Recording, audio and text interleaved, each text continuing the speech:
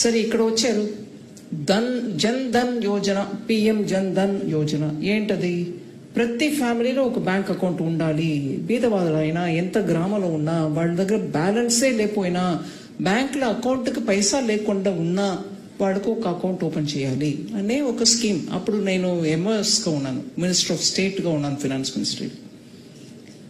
ఏం ప్రయత్నం చేసి గ్రామాలకి ప్రతి బ్యాంక్ మేనేజర్ని పంపించి ఏ గ్రామంలో ఎంతమంది ఉన్నారో అకౌంట్ లేకుండా కుటుంబాలు వాళ్ళని రిజిస్టర్ చేయండి అని.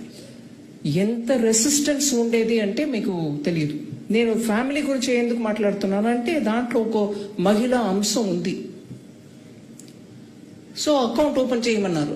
రెసిస్టెన్స్ అందరూ. ఎందుకంటే బ్యాంక్లో అకౌంట్ ఉండి అది జీరో బ్యాలెన్స్ అకౌంట్గా ఉంటే ఆ బ్యాంక్ అకౌంట్ని మెయింటైన్ చేయడానికి ఉన్న ఖర్చు బ్యాంక్ మీద పడుతుంది. ఇప్పుడు నార్మల్గా అకౌంట్ ఉంటే ఆ అకౌంట్ని మినిమం బ్యాలెన్స్ మెయింటైన్ చేయండి అని చెప్పి, ఒకవేళ మినిమం బ్యాలెన్స్ లేకపోతే తక్కువ అయితే మీ మీద ఒక చిన్న పెనల్టీ వేస్తారు. బ్యాంక్ అట్లా అకౌంట్ని సర్వీస్ చేస్తుంది. కానీ ఇక్కడ జీరో బ్యాలెన్స్ అకౌంట్ ఉన్నా కూడా ఓపెన్ చేయండి, దాంట్లో మీకు పెనల్టీ వేయాలంటే నేను గవర్నమెంట్ నుంచి భర్తీ చేస్తాను కానీ జనం దగ్గర నుంచి మీరు తీసుకోకూడదు. ఎందుకు? అకౌంట్ ఓపెన్ చేశారు.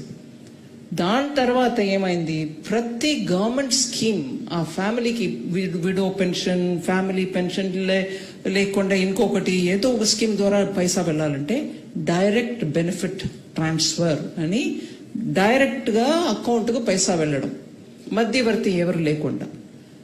సో కమిషన్ లేకుండా ఆ ఫ్యామిలీకి వెళ్ళి చేరుకుంటుంది అనే లార్జర్ ఇంట్రెస్ట్ ఉన్నా కూడా ఫైనలీ ఆ PM Jan Dhan account total data మీరు చూస్తే 50% మహిళల పేరులో ఉన్న అకౌంట్లవి. పిఎం జన్ ధన్ అకౌంట్ అనేది ఫ్యామిలీ కోసం స్టార్ట్ చేసినా కూడా ఫైనలీ ఫ్యామిలీలో అకౌంట్ ఎవరికి లేదు, మహిళలు లేరు. సో మహిళల పేరు మీద అకౌంట్ వచ్చి అది 50% ఆఫ్ అకౌంట్స్ అక్కడ వెళ్ళాయి. రైట్.